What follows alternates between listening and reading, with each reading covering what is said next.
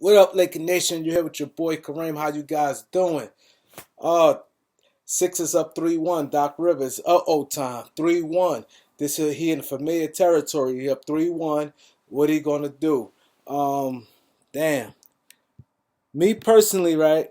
I still feel the Sixers should win. I think they're gonna win the series, but we don't know the status of a beat right now. But I think that it's time. It seems like Doc Rivers sometimes get a little brain lock and he don't know what to get he don't know how to get things done when he's in this 3-1 situation. But I'm gonna give my comment on the Ben Simmons because I watched the game yesterday and um I think he should have took most coaches a lot of times and see this the problem I think that these players sometimes put these coaches in these situations and these guys be sensitive but they don't get it done. You got these players, they pout and do all this and get mad, but they don't get the job done. And I feel that because Ben Simmons, who he is, the second best player on that team, Doc felt that he couldn't take him out. But you had to, especially if you got a B out for the game, you don't know his status. He's back in the locker room, you don't know what's going on with him. He didn't take the MRI yet. You don't know. You're up 3-0, and as a coach, you've been through this a lot of times. I understand. I think, and they say, oh, he's a young player. You don't want to lose this guy and different things like that. But you should know this, and you should know your opponent to the T, the coaches to the T.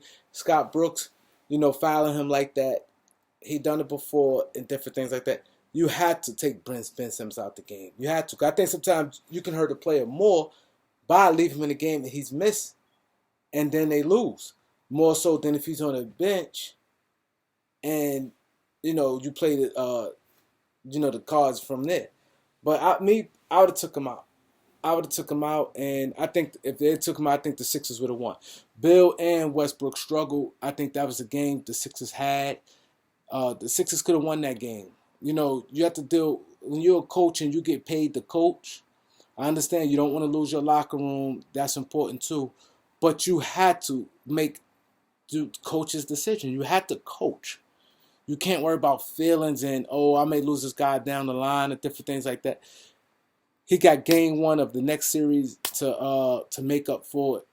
And a real player would take that personally and come out and go hard and prove the coach wrong instead of pouting and things like that. And that's what I don't like about today's NBA. I'm glad I grew up in the era I got to see the Showtime Lakers. I got to see that era. Even Kobe era was like the last of it.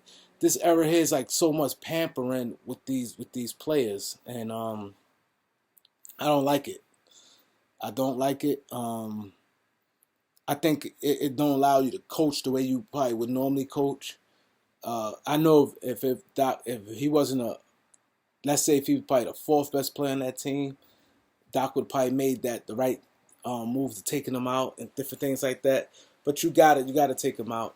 You got to take him out. And Ben struggling shooting 25% from the free throw line. The guy just don't do really nothing offensive in the playoffs. He's gonna really get exposed. That's why the problem with Philadelphia, I think they need someone else to step up consistently. You can't rely on Ben. Ben is great every other area. I'm not, he deserved to play, deserved the minutes, but it's like I said in my last video, it's offense is just as important as defense. Ben give you all the defense in the world. He pass, he do a lot.